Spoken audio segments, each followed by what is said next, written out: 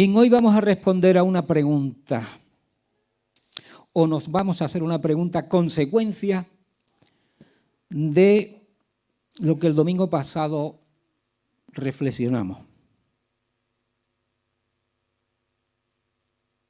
Jesús dijo, bienaventurado, le dijo a Pedro, porque ese conocimiento de Jesús, cuando había tanta confusión, ¿quién es? Y él dijo claramente y enfocó claramente quién era Jesús, y sabemos la respuesta, bienaventurado eres, ¿verdad? Porque esto no te lo ha revelado ni carne ni sangre, sino del cielo, mi Padre que está en el cielo. Entonces, esa revelación, y que más adelante hablamos de que solamente se puede recibir por medio de la obra del Espíritu Santo, no por mucho estudio o esfuerzo humano, podríamos llegar a conocer realmente quién es Jesús si no nos es revelado por medio de la obra del Espíritu Santo.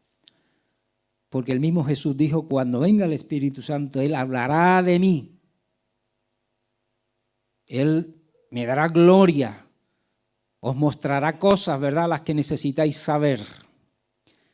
Así que una vez que por medio de la misericordia y la gracia de Dios el Espíritu Santo nos revela quién es verdaderamente Jesús, ahora hay una consecuencia.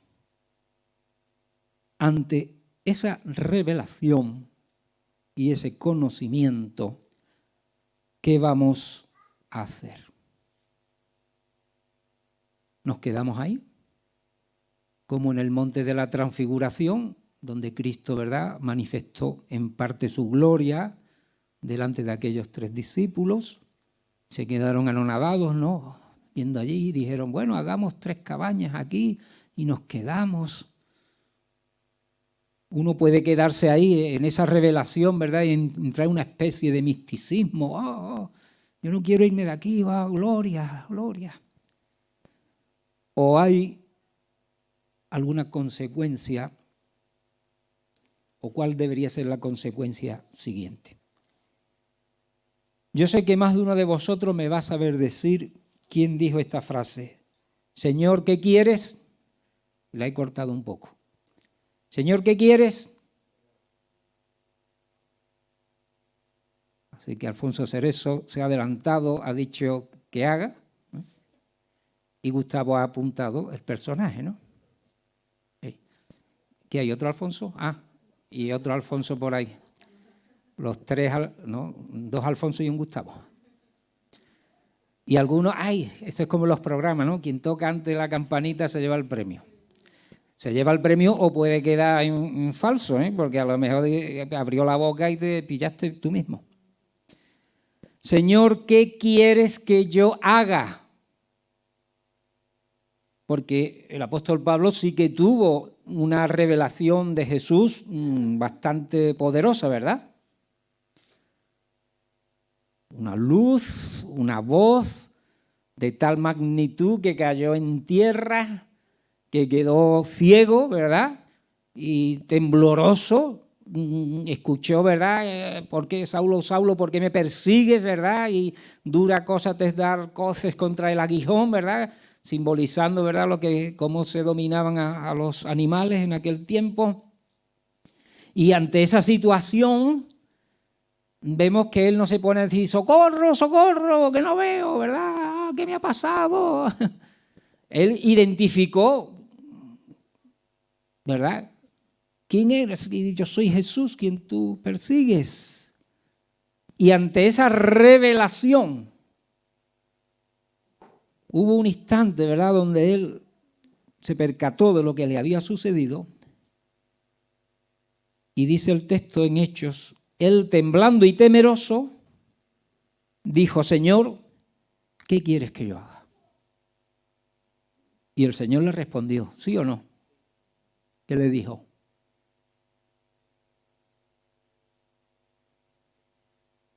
No que te haga del partido de derecha. Entra en Damasco, a la calle que se llama de la derecha, allí hay un Ananías, ¿verdad?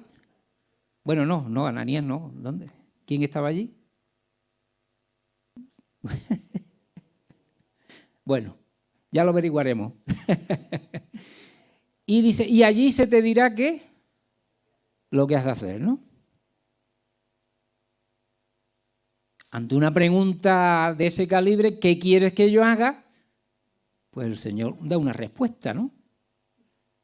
Bien, ve a tal lugar y ya se te dirá lo que tienes que hacer.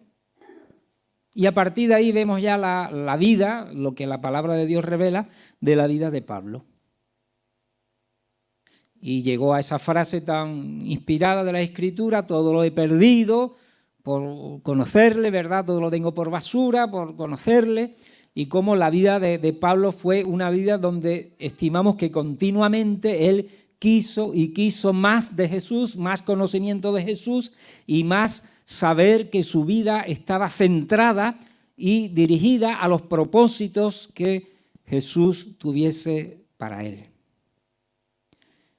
Pero eso le llevó también a una vida de grandes sufrimientos, adversidades, bueno, y todo lo que él mismo describe en las Escrituras, ¿verdad? Cuando él declara todo lo que ha significado su apostolado, cuando lo ponen en duda. Y él dice, bueno, pues saber todo lo que hasta aquí está haciendo mi recorrido, hasta que muere en una cárcel romana. No sabemos si murió solo o acompañado por alguien, o allí llegó el verdugo con la espada, pusieron la cabeza sobre un tronco de madera y ¡plá!, se la cortaron y aquí acabó la vida de Pablo. Y él pudo decir esa frase, ¿verdad? Venidle a la mente, por amor del cual lo he perdido todo, a fin de ganarle, ¿no? A fin de conocerle.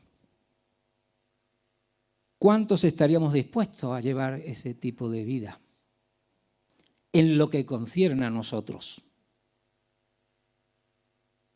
Pero hermanos, si hemos tenido una revelación, en la medida que cada uno de nosotros vamos teniendo una revelación del conocimiento de quién es Jesús, yo estoy seguro y convencido que ahí se produce dentro de la vida de cada persona un movimiento tremendo, un cambio tremendo que nos motiva y nos lleva a querer agradar a Jesús, querer corresponder de alguna manera a la obra que Él ha hecho en nosotros y está haciendo, y nuestra vida queda totalmente transformada.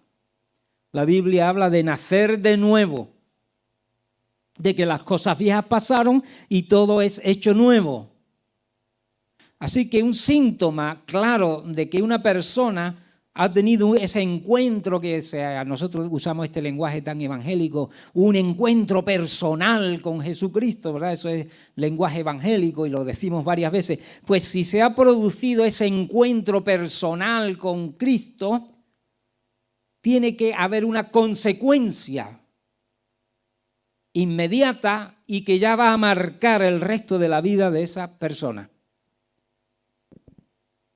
Algo ocurre, cambia, se transforma y que llega a tocar todas las áreas y las facetas de la vida de esa persona. No queda nada fuera de ese cambio, tanto a nivel interno como externo, como todo de lo que hasta entonces era su vida. Y eso lo vamos a traducir en una palabra que a veces en el mundo evangélico suena como, ya estamos, que es la palabra obra. Los que venimos del mundo católico siempre decimos lo mismo. La salvación no es por obra para que nadie se gloríe.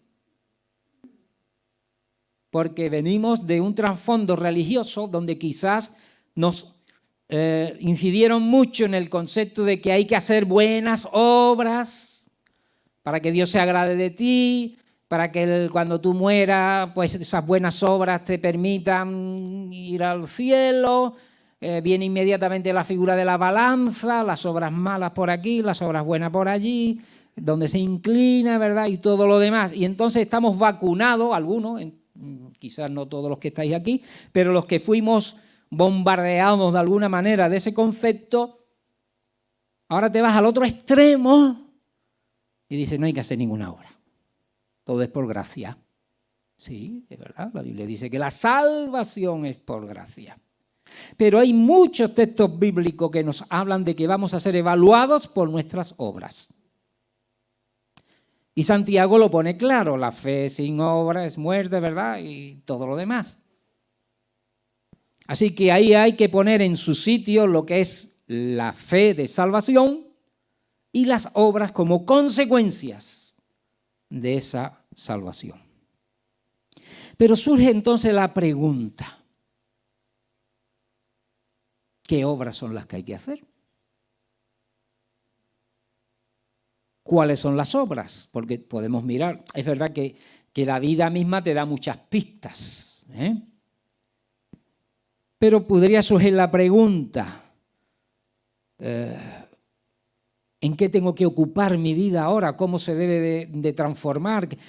¿Cuáles son las consecuencias? ¿Qué es lo que le agrada a Dios? ¿Qué es lo que no le agrada? ¿En qué me tengo que implicar?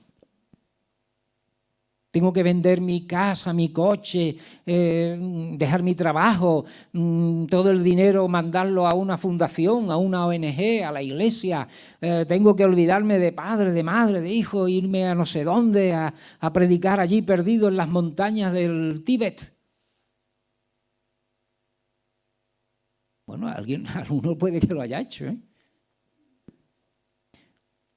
Pues mira, Filipenses 2:13 dice, porque Dios es el que en vosotros produce así el querer como el hacer por su buena voluntad. Amén. ¿Podemos dejar la Biblia en casa y que Alfonso Cerezo nos diga los textos? No, eso sería muy fácil. ¿Y si se equivoca, qué? ¿Y si un día no lo sabe? Bien. Porque Dios es el que en vosotros produce así el querer. Lo primero que viene es el querer como el hacer. Dice, por su buena voluntad. Así que en el tema de obras o de vida o de cómo tiene que ser mi vida a partir de ese momento, todo viene de Dios. Dios va a producir, por medio del Espíritu Santo, va a producir en nosotros unos cambios, unas situaciones que nos van a motivar a querer hacer algo. Amén. Es decir, el cristianismo es todo menos impasible. Es decir, el creyente no es una persona que está sentada encima de una piedra y pasan los siglos ahí meditando, pensando, ¿no? Oh, ese hombre está fuera del mundo, está fuera de la realidad, está ya en el quinto cielo. No, diríamos más bien que el creyente es una persona activa y activada. ¿Sí o no? Yo no sé si el apóstol Pablo se echaría alguna vez una siesta, pero la verdad es que cuando tú estudias su vida te cansa. Yo creo que se cargó a más de un discípulo que tiró la toalla. Yo no puedo seguirte, Pablo. Porque estaba en un sitio y ya estaba pensando al siguiente que iba a ir, ¿no? Cuando vaya a España. Y España era lo último conocido. Para el Imperio Romano, más allá del estrecho, estaban las columnas de Hércules y el mar Tenebroso. Así que España era punto final. En Efesios 2, del 8 al 10, dice, porque por gracia sois salvos por medio de la fe. Y esto no de vosotros, pues es, ¿qué? Don de Dios, no por obras, para que nadie se gloríe. Así que olvidémonos de que cualquier obra nuestra, por maravillosa que sea, va a contribuir a nuestra salvación. Nadie podrá decirle al Señor, yo voy a ser salvo, yo voy a entrar en el cielo, porque mira todo lo bueno que he hecho en este mundo. El Señor dirá, montón de basura. No sirve. La salvación ni se consigue ni se compra por obras. ¿Para qué? Ya lo dice, ¿no? Para que nadie se gloríe. Nadie puede, ¿verdad?, enaltecerse. Pero sigue. Porque somos porque somos hechura suya. Y después veremos más texto. Porque nuestra vida en Cristo es una vida de formación donde Cristo es formado en nosotros. Somos conformados a la imagen de Jesús. Dice, porque somos hechura suya, creados en Cristo Jesús para buenas obras, las cuales Dios preparó de antemano, ¿para qué? Para que anduviésemos en ellas.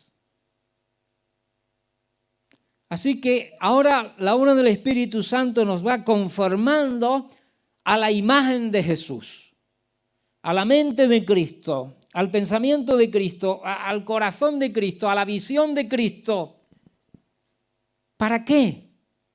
Para que una serie de obras, que en definitiva son las mismas obras que hizo Jesús en la tierra, sean presentadas delante nuestra, para que nosotros entremos en ellas y andemos en ellas. Amén. Con lo cual, eso nos habla de acción, de actividad, de propósito, de vida. Las obras no son nuestras. Bueno, yo voy a montar una ONG para a hacer pozos de agua en el África subsahariana. En el momento que uno dice, yo voy a abrir una ONG, ya está diciendo que es quién la va a abrir. Él, ¿no?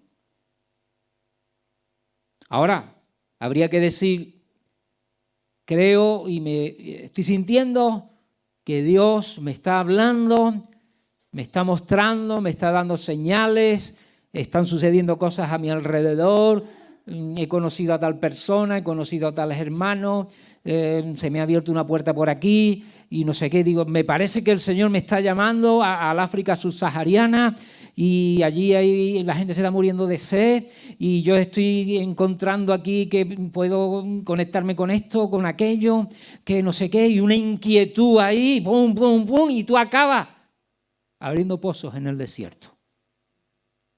¿Por qué? Porque Dios te ha preparado para esa buena obra. Amén. Si no, será la ONG, tú le pondrás nombre y será tu obra, pero tu obra, que no quiere decir que sea mala, pero es una obra en la cual tú no estás dando lugar a que Dios es el que está delante de ella.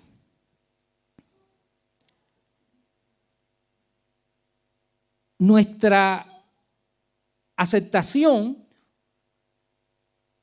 de la divinidad de Cristo cuando Él se es revelado en nuestra vida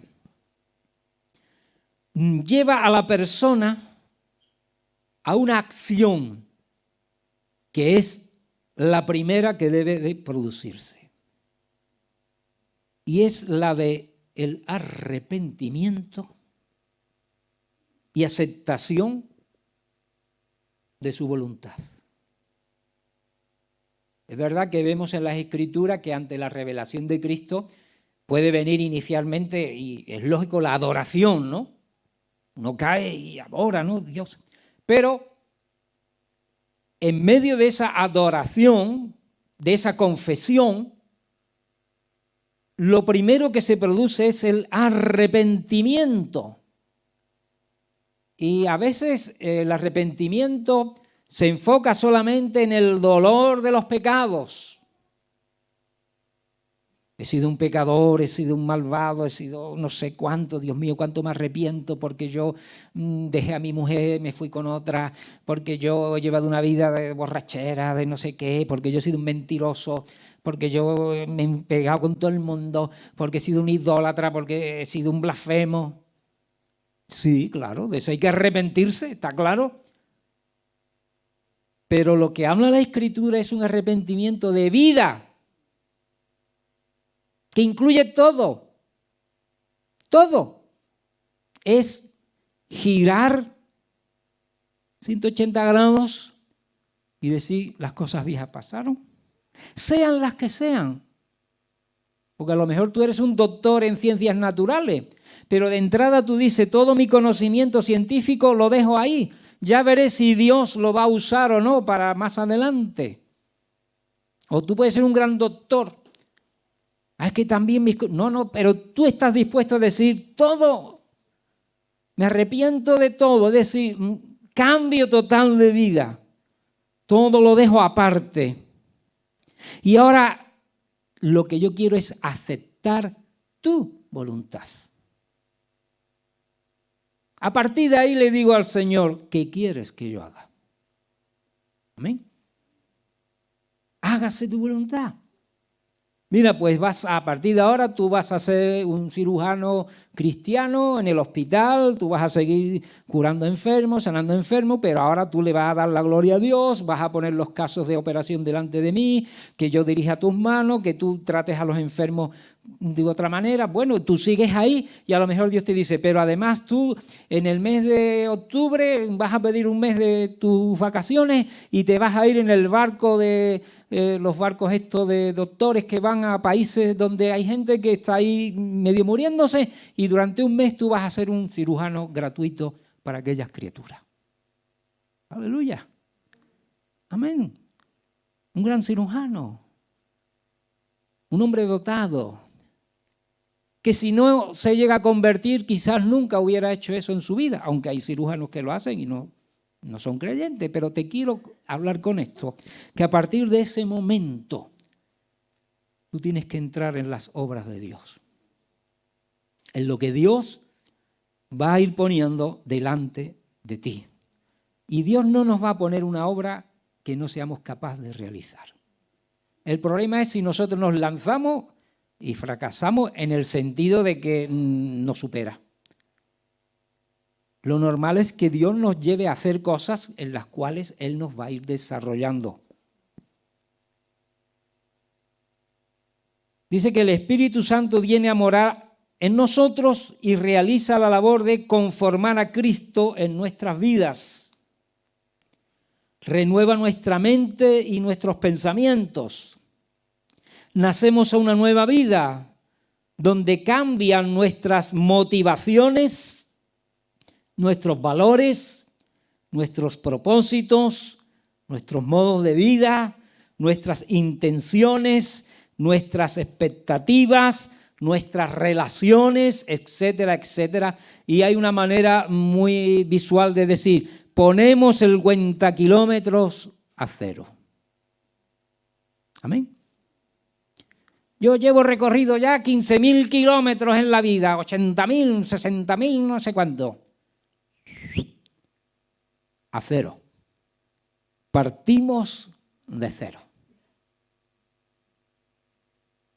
Segunda de Corintios 3:18 nos dice, por tanto, nosotros todos, mirando a cara descubierta como en espejo la gloria del Señor, ¿qué sigue? Somos transformados de gloria en gloria en la misma imagen, como por el Espíritu del Señor.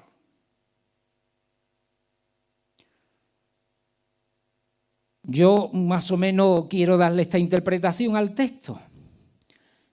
Hay un espejo, yo me miro y es verdad que ese espejo va a reflejar mi imagen. Pero ahora si yo estoy en Cristo, es como si yo viera una transformación que se va produciendo en mi vida. porque ahora comienzo a ver de otra forma. Hemos dicho que ya vemos de otra manera, hemos sido cambiados y comenzamos a ver cómo la gloria del Señor nos va transformando a su propia imagen. Y dice, por el Espíritu del Señor. Algunos se miran y la transformación da miedo, ¿no? Como esas películas, ¿no?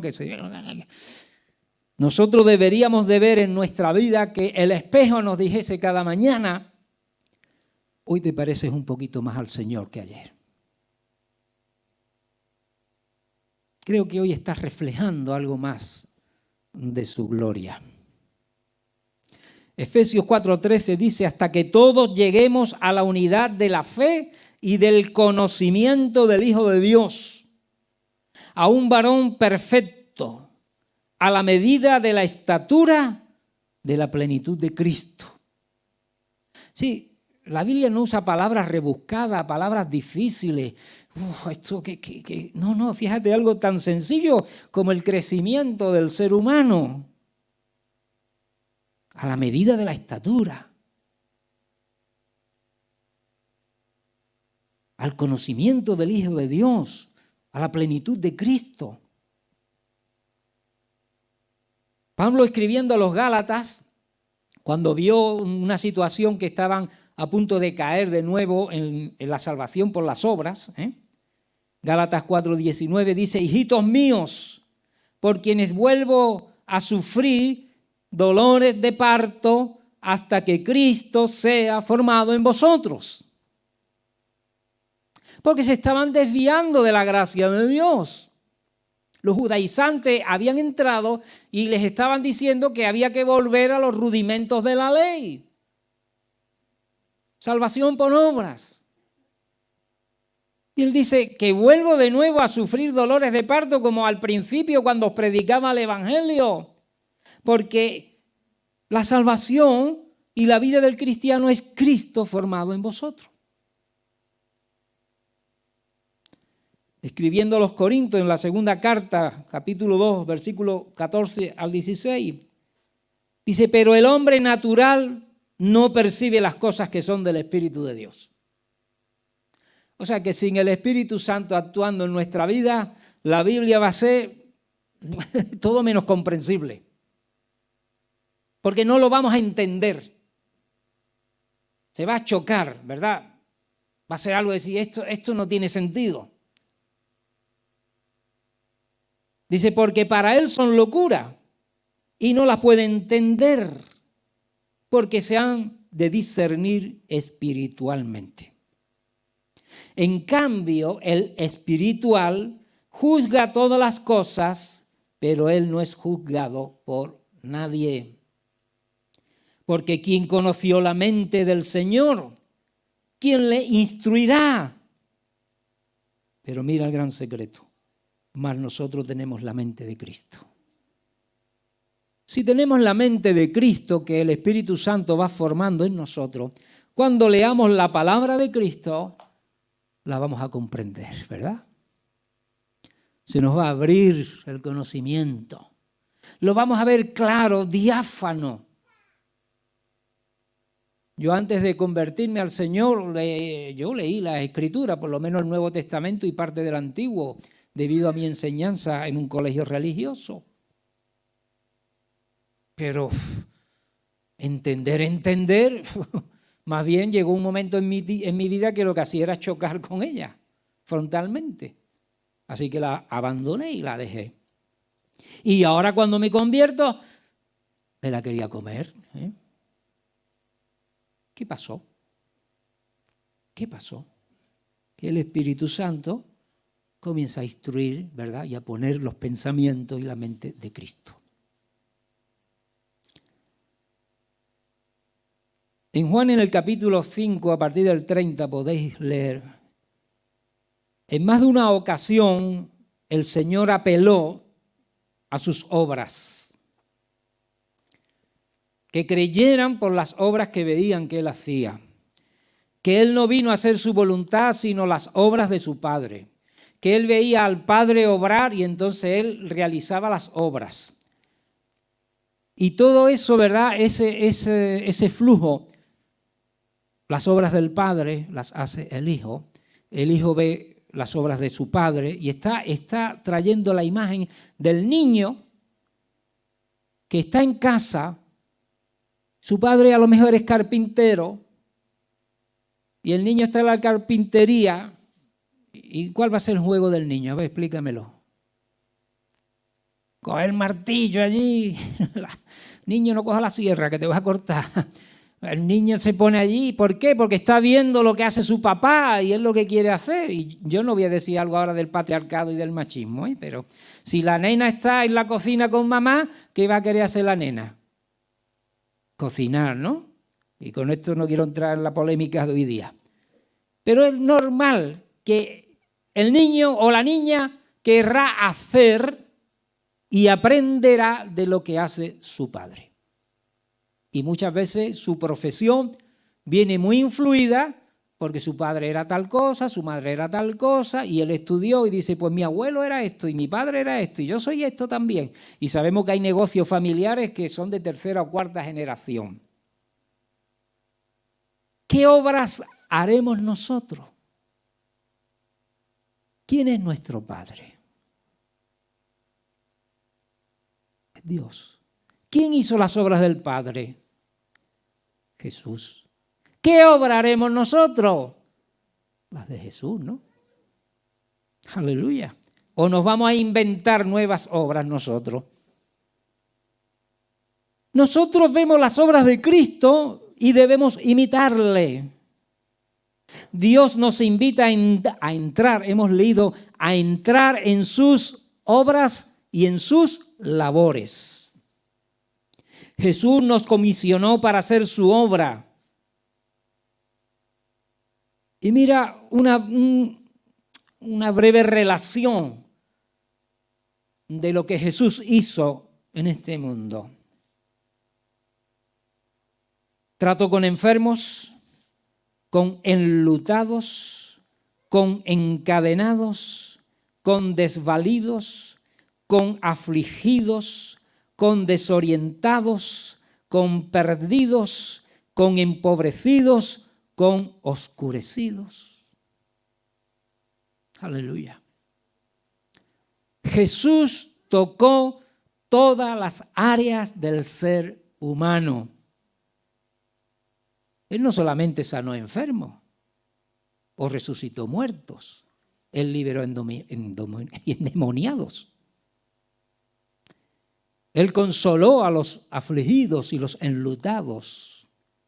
Él iluminó a los desorientados.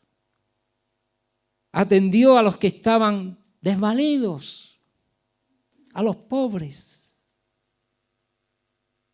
Obras que inciden tanto en la esfera espiritual como la emocional y como la física. Porque a veces nosotros, si no estamos bien equilibrados, podemos pensar que el Evangelio es solamente para tocar el alma de las personas. Lo importante es su salvación, su espíritu, su alma, sí, porque es lo que dice la Escritura, no temáis otra cosa sino al que tiene el poder, ¿verdad?, para que el alma vaya al cielo, al infierno. Es verdad que Jesús vino a salvarnos y a salvar nuestras almas, ¿verdad? Pero también el Evangelio bendice en lo emocional y en lo físico, ¿no? ¿Sí o no? Si no, no hubiera dicho ora por los enfermos. No, por los enfermos no, porque mira, el cuerpo no ocuparon. Ustedes, salvación. Pero él dijo, ora por los enfermos, ¿no? Él dijo, reprended demonios, ¿no? No, los endemoniados, bueno, pues a ver, por que no se hubiera metido en problemas. No, él dio un amplio abanico a su iglesia en la cual debería de ser efectiva. Predicar el Evangelio, hacer discípulos, sanar enfermos, liberar de los demonios.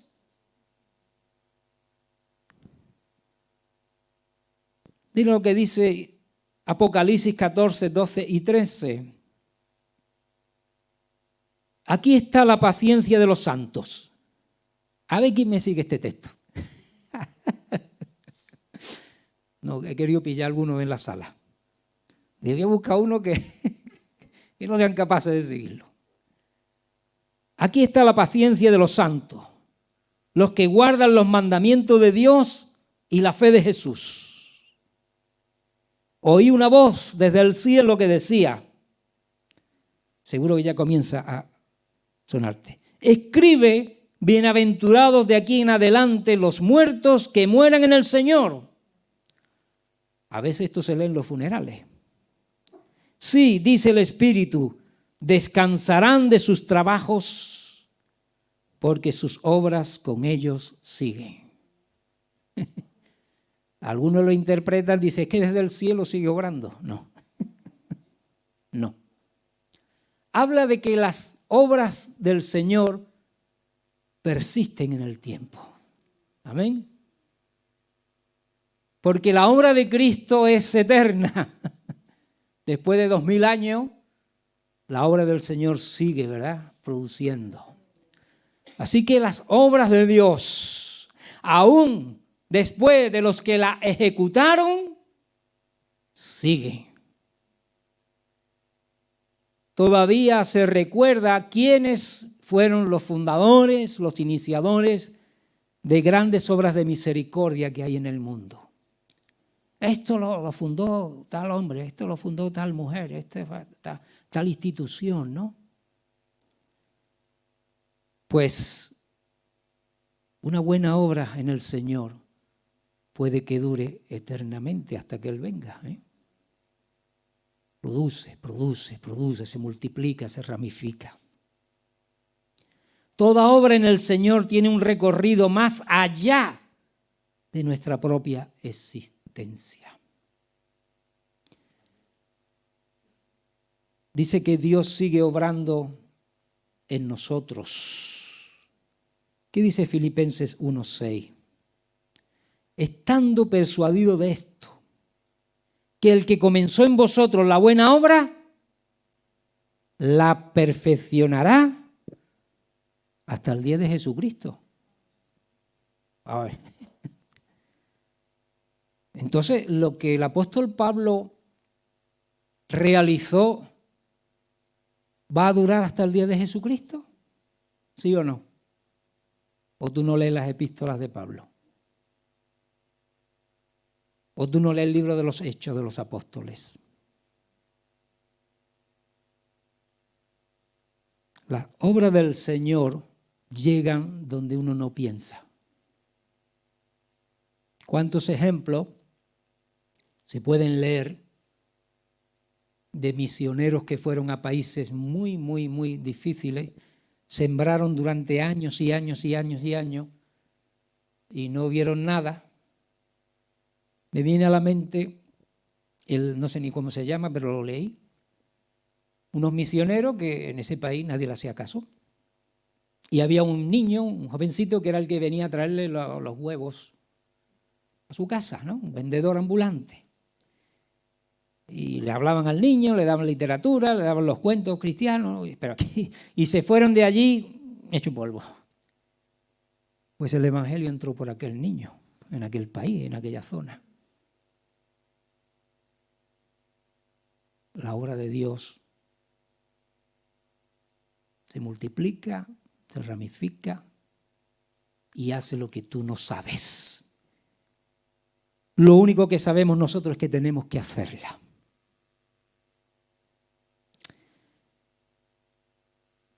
Voy a leer 2 textos más y terminamos.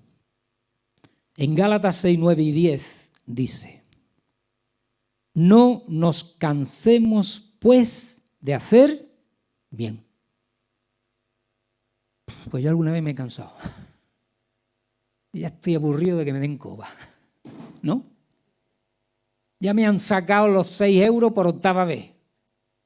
Que si voy para acá, que si voy para allá, que si tengo un niño enfermo no sé dónde, que si no sé qué, y después, ¿a dónde han ido esos 6 euros? Hay que ser sabio, ¿verdad?, en las obras, pero bueno. Pero dice, no nos cansemos pues de hacer bien, porque a su tiempo segaremos, si no desmayamos. Así que, según tengamos oportunidad, hagamos bien a todos y mayormente a los de la familia de la fe. Amén. ¿Sabéis quién fue Dorcas? ¡Ay, por ser tan rápido están metiendo la pata! Primero no era un niño. Te has equivocado de género, simplemente. Tranquilo, tranquilo, tranquilo, que a mí me pillaron el domingo pasado. No hay problema. Dorcas hacía túnica, pero tenía otro nombre también. Anda, anda. Tabita. Tabita. ¿Y qué le pasó a Dorcas? Se muere. Pero su muerte, ¿qué produce en los que le rodean? Un gran llanto, un dolor, una pérdida. ¿Y qué es lo que reconocieron en Dorcas? Llevaron al lugar donde ella estaba ya muerta túnicas, reconociendo que esa mujer hacía túnicas para los pobres. Así que manifestaron sus obras. Y ella fue resucitada, ¿no? Bueno, fue un milagro de resurrección. Porque apelaron, ¿verdad? No quiere decir que esto sea extensible ya para todos los tiempos, es un hecho bíblico, pero ¿qué es lo que decían aquellas personas, aquellas viudas, aquellas personas sin recursos? Que, mira lo que hacía, lo bueno que era, ¿verdad? Qué mujer, Bueno, motivó un milagro, fue resucitada y yo creo, y casi te diría con toda seguridad, que siguió haciendo túnica. Por eso, ¿qué dice la Escritura? Que lo que esté a tu mano, lo hagas. ¿Tú sabes hacer túnicas? A lo mejor. ¿Tú conoces gente que no tiene ropa? Hazle ropa. ¿Tú tienes medios económicos para suplir de alimento a algún colectivo? Sí. Dale de comer. ¿Tú tienes una carga por los que están enfermos? Visítalo. Por los que están en las prisiones, muévete a ver si puede entrar a visitarlos. O los niños que están en la calle, aquí en España es difícil, ¿verdad? No, pero hay muchos lugares de este mundo donde los niños a la calle y de ahí hasta que se hagan mayores si consiguen hacerse mayores. Ten misericordia de esos niños. Fíjate, porque yo no sé hacer túnicas, pero quizá Dios me ha dotado de otras cualidades y de otros dones. Te he dado 3 dones. Muévelo. ¿Te he dado 5? Muévelo. ¿Te he dado 1? Muévelo. Porque si no, ¿qué ocurre? No, Señor, es que... te los quita, ¿no? No nos cansemos pues de hacer el bien, hermano. Vamos a ponernos de pie. Mira, Dios seguro que ya te viene hablando, te ha hablado y probablemente estás activado a nivel personal, a nivel individual. Pero Dios mueve también a su cuerpo de forma colectiva. El libro de los Hechos relata un movimiento que no volvió que yo sepa, a producirse. Cuando leemos en el libro de los Hechos que todos los que allí estaban vendieron sus posesiones, llevaron el dinero a los pies de los apóstoles. Pero aunque eso fue un movimiento quizás motivado por un concepto de la pronta venida del Señor, no sé, o un movimiento de un fluir tremendo del Espíritu Santo. Después aquel colectivo quedó pobre y las otras iglesias tuvieron que levantar ofrendas para ayudar a los de Jerusalén. Pero lo importante que dice el texto es que ninguno careció de lo necesario. Es decir, había muchas viudas, muchos huérfanos, muchos pobres, y ninguno careció de lo que precisaba. Y yo creo que toda congregación, sea grande, sea pequeña, a nivel colectivo Dios nos da una obra que tenemos que hacer, que ni tú ni yo solo vamos a poder. Así que, hermano, en esta mañana que seamos motivados a hacer aquello que a nivel personal el Señor nos está mostrando y como congregación nos está mostrando. Porque seguro que es una obra buena y una obra que glorifica a Cristo. Padre, en esta mañana te damos gracias.